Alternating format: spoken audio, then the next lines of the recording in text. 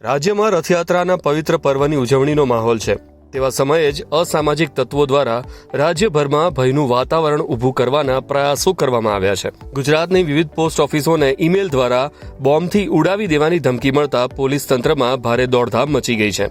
સુરત અને ભરૂચ બાદ હવે રાજપીપળાની મુખ્ય પોસ્ટ ઓફિસ અને પાસપોર્ટ ઓફિસને પણ આ પ્રકારની ધમકી મળતા પોલીસ કાફલો ખડકી દેવામાં આવ્યો હતો. નર્મદા જિલ્લાના રાજપીપળા ખાતે આવેલી મુખ્ય પોસ્ટ ઓફિસ અને પાસપોર્ટ ઓફિસને બોમ્બથી ઉડાવી દેવાનો ઈમેલ મળતા જ સ્થાનિક તંત્ર હરકતમાં આવ્યું હતું.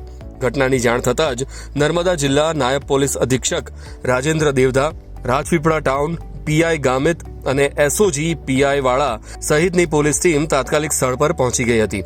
સાવચેતીના ભાગરૂપે કચેરીઓમાં કામગીરી બંધ કરાવીને બિલ્ડિંગ ખાલી કરાવવામાં આવ્યું હતું. ત્યારબાદ ડોગ સ્ક્વોડ અને bomb detection and disposable squad દ્વારા ઇમારતના ખૂણે ખૂણે સઘન તપાસ હાથ ધરવામાં આવી હતી.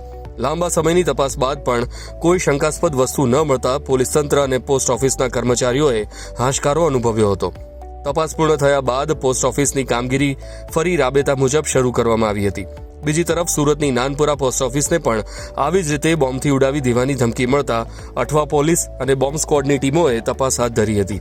ઉલ્લેખનીય છે કે સુરતમાં 2 દિવસ અગાઉ પણ કોર્ટને આ પ્રકારની ધમકી મળી હતી.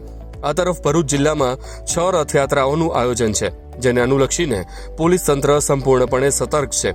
ભરૂચ જિલ્લામાં 5 ડીવાયએસપી, 19 પીઆઈ અને 46 પીએસઆઈ સહિત કુલ 1662 પોલીસ જવાનોનો કાફલો સુરક્ષા માટે તૈનાત કરવામાં આવ્યો છે. રથયાત્રા જેવા ઉત્સવના માહોલ વચ્ચે સતત મળી રહેલી આ ધમકીઓને પગલે સાયબર ક્રાઇમ અને ગુપ્તચર એજન્સીઓ ધમકી આપનાર ઈમેલના સ્ત્રોત સુધી પહોંચવા માટે આક્રમક તપાસ ચલાવી રહી છે.